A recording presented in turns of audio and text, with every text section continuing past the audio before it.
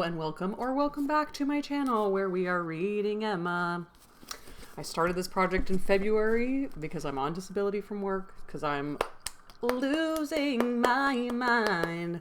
And I've just learned so much. For instance, I've made English lavender water because of Sense and Sensibility. It smells so good. And I did buy off the internet these aromatic vinegars. There are 2 caps on this aromatic vinegars, and I learned about them from also Sense and Sensibility because due to all the fainting, they used to have to carry aromatic vinegars around in order to prevent them from fainting because of all the sewage and trash on the streets. And probably, I would imagine, horse manure in specifically places like London, but also it was to help people from fainting because women would faint all the time. I got this little Jane Austen doll. It's also her 250th like anniversary of her being alive, of her birth, which is so cool. I've become a member of JASNA, which is the Jane Austen Society of North America, and I just got their little mazagine Jane Austen newsletter. Look at them on the front and her on the front. I love that she was a woman and she wasn't allowed to read. But there was a time, right, when poor people weren't allowed to read. Okay, she is a woman and she wasn't allowed to write or make money, but she did. Girl did. And she also was really sick and she died when she was 41. And that's incredible that she was so sick but just had to write. I think I just don't have anything that I desperately have to do. People who act are like, I would die without acting, and I think that's incredible. Or people who have to write. People who are like, I wouldn't wish it on my worst enemy because I don't want to write. I mean, writing is so hard, but I have to do it.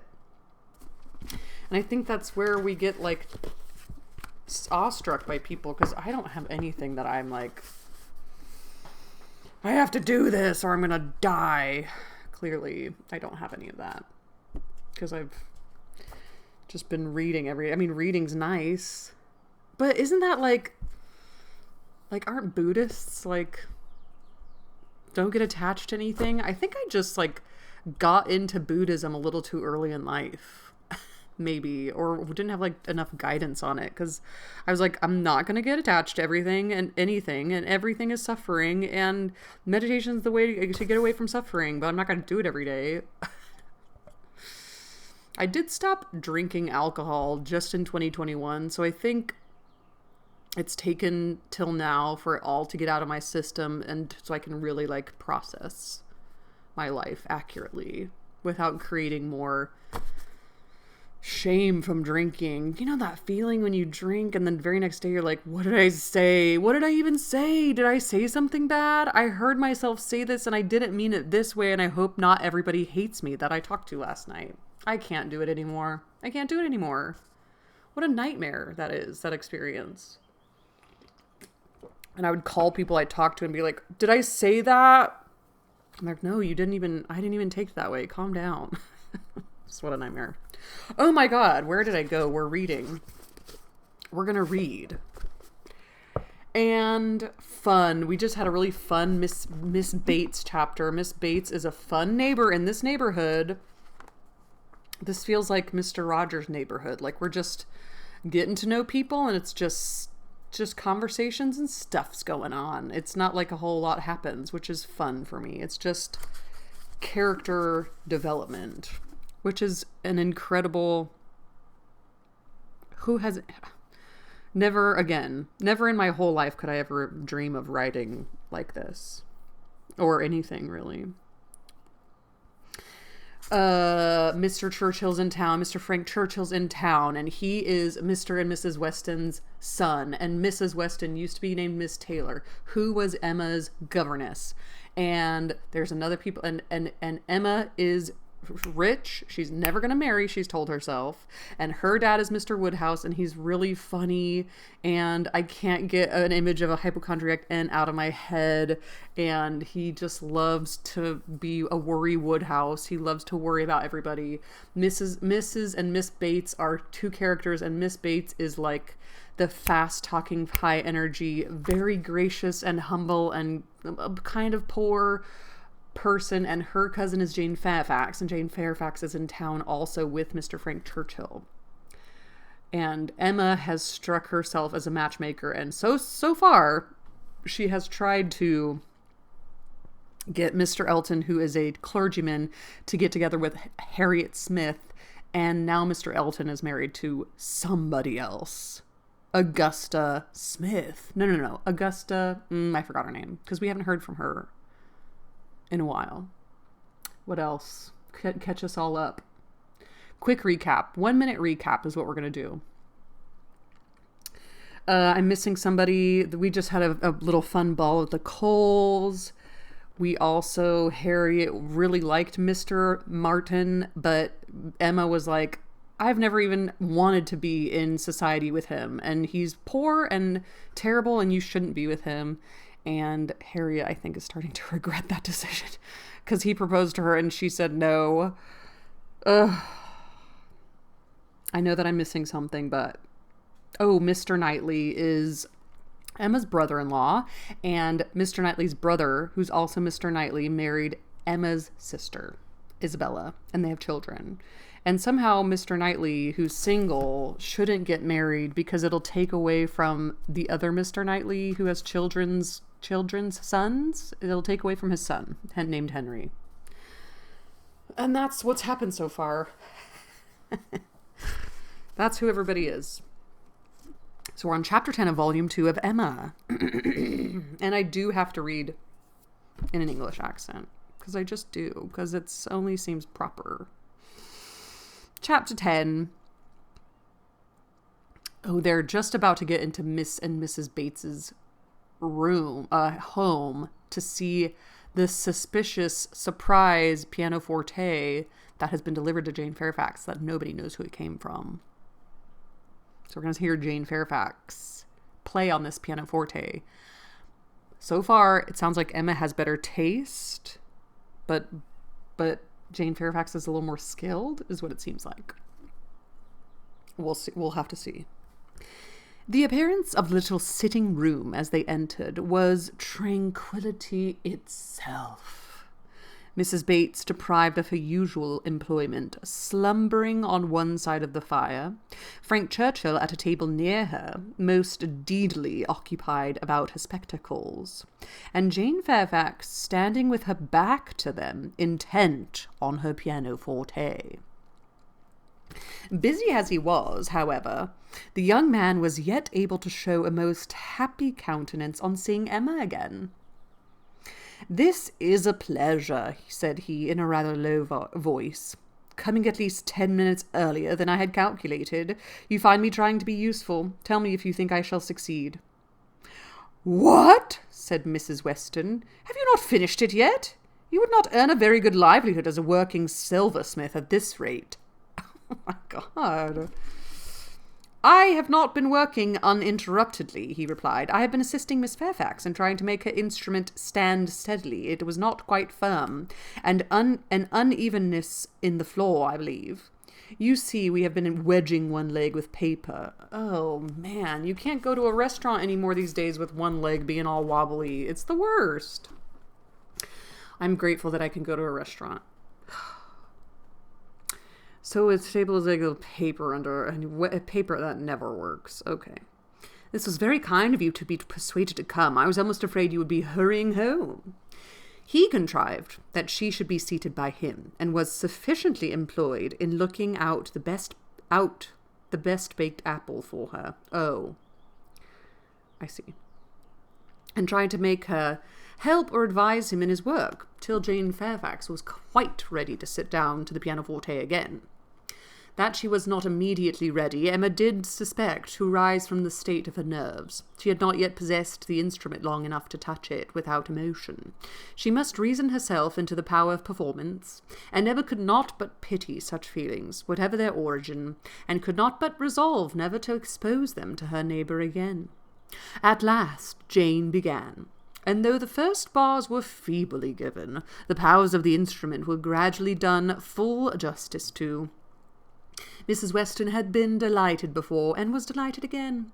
Emma joined her in all her praise, and the pianoforte, with ever proper discrimination, was pronounced to be altogether of the highest promise. "Whoever Colonel Campbell might employ," said Frank Churchill, with a smile at Emma, "the person is not chosen ill. I heard a good deal of Colonel Campbell's taste at Weymouth, and the softness of the upper notes, I am sure, is exactly what he and all that party would particularly prize. I dare say, Miss Fairfax, that he either gave his friend very minute directions, or wrote to Broadwood himself. Do not you think so?" Jane did not look round. She was not obliged to hear. Mrs. Weston had been speaking to her at the same moment. "It is not fair," said Emma in a whisper. "Mine was a random guess. Do not distress her." He shook his head with a smile, and looked as if he had very little doubt and very little mercy. Soon afterwards he began again. "How much your friends in Ireland must be enjoying your pleasure on this occasion, Miss Fairfax. I do say they often think of you, and wonder which will be the day, the precise day of the instrument's coming to hand. Do you imagine Colonel Campbell knows the business to be going forward just at this time? Do you imagine it to be the consequence of an immediate commission from him, or that he may have sent only a general direction, and order indefinite as to time, to depend upon the contingencies and conveniences?" He paused. She could not but hear. She could not avoid answering. "Till I have a letter from Colonel Campbell," said she, in a voice of forced calmness, "I can imagine nothing with any confidence. It must be all conjecture." "Conjecture, aye. Sometimes one conjectures right, and sometimes one conjectures wrong.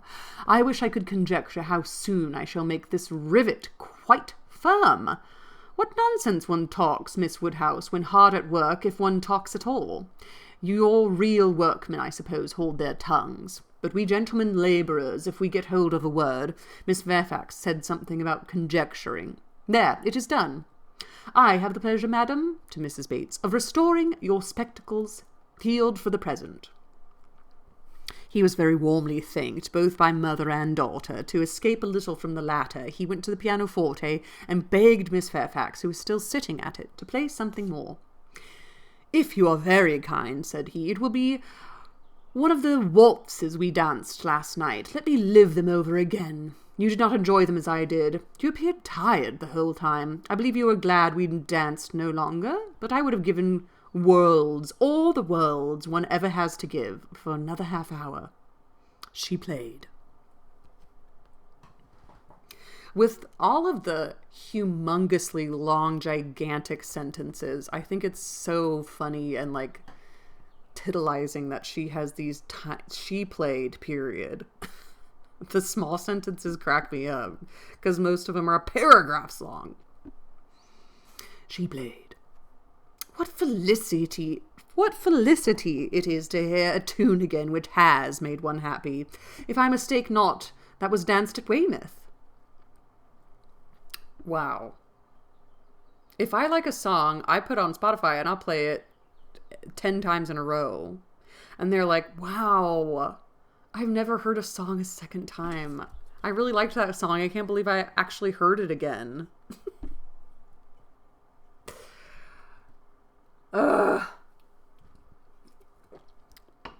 I wish time travel was real and we could bring somebody from the past to this time and they would probably die of a heart attack. That's so funny. She looked up at him for a moment, coloured deeply, and played something else. He took some music from a chair near the pianoforte and turning to Emma, said, "Here is something quite new to me. Do you know it? Kramer. And here are a new set of Irish melodies.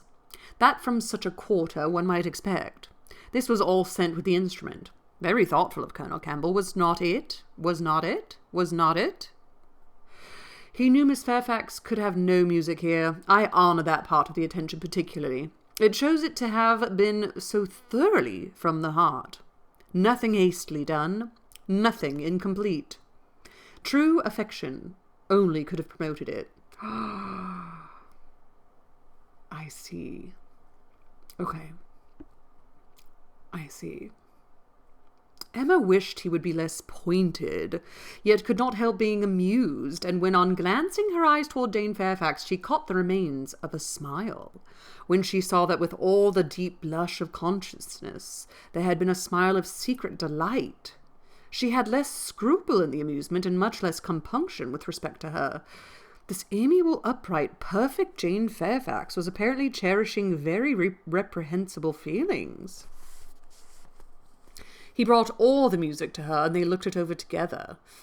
Ooh, Emma took the opportunity of whispering, "You speak too plain. She must understand you." "I hope she does. I would have her understand me. I am not in the least ashamed of my meaning." "But really, I am half ashamed, and wish I had never taken up the idea." "I am very glad you did, and that you communicated it to me. I have now a key to all her odd looks and ways. Leave shame to her. If she does wrong, she ought to feel it. She's not entirely without it, I think. I do not see much sign of it. She is playing Robin Adair at this moment, his favourite." "Oh. His favourite." What do we think of that? Shortly afterwards, Miss Bates, passing her near the window, described Mr. Knightley on horseback not far off. "Mr. Knightley, I declare—" Wait, this is Miss Bates. "Mr. Knightley, I declare, I must speak to him if possible, just to thank him. I will not open the window here. If I would give you all cold, it would give you all cold. But I can go into my mother's room, you know. I dare say he will come in when he knows who is here. Quite delightful to have you all meet so, our little room so honoured." That's really funny that everybody thinks you're going to get a cold if you go to the window and open it. Glad we got rid of that. She was in the adjoining chamber while she still spoke, and opening the casement there immediately called Mr. Knightley's attention, and every syllable of their conversation was as distinctly heard by the others as if it passed within the same apartment. "How do you do? How do you do? Very well, I thank you. I'm so obliged to you for the carriage last night. We were just in time. My mother was just ready for us. Pray come in. Do come in. You will find some friends here." So began Miss Bates, and Mr. Knightley seemed determined to be heard in his turn, for most resolutely and commandingly did he say, "How is your niece, Miss Bates? I want to inquire after you all, but particularly your niece. How is Miss Fairfax? I hope she caught no cold last night. How is she today? Tell me how Miss Fairfax is." And Miss Bates was obliged to give a direct answer before he would hear her in anything else.